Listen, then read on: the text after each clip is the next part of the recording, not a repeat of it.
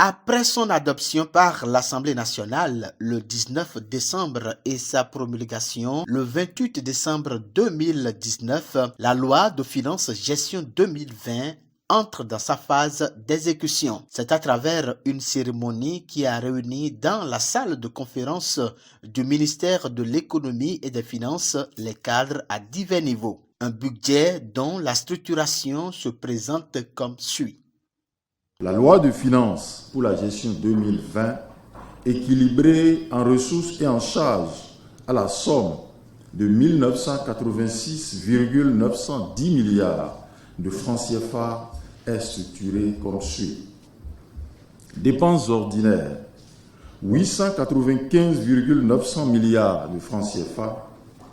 Dépenses en capital, 485,5 milliards de francs CFA. Charges de trésorerie, 500,010 milliards de francs CFA. Fonds national des retraites du Bénin, 89 milliards de francs CFA. Compte d'affectation spéciale, 16,5 milliards de francs CFA. En termes d'allocation de ressources, les secteurs prioritaires pris en compte dans l'exécution de ce budget restent ceux retenus par le programme d'action de gouvernement PAG 2016-2021.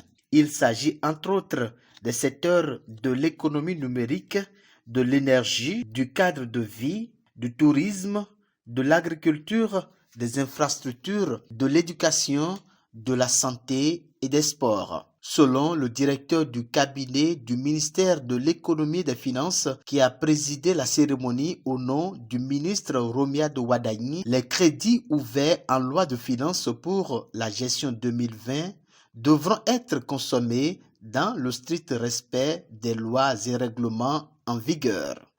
Je voudrais enfin vous inviter à saisir l'occasion de cette rencontre pour prendre des contacts avec tous les services du ministère de l'économie et des finances sur vos préoccupations techniques éventuelles et sur les directives qui vous seront communiquées pour la mise en œuvre de l'action publique au titre de la gestion 2020.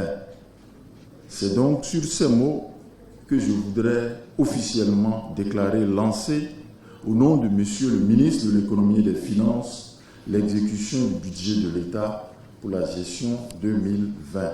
L'exécution budgétaire cette année 2020 est une phase transitoire du passage du budget classique à celui programme.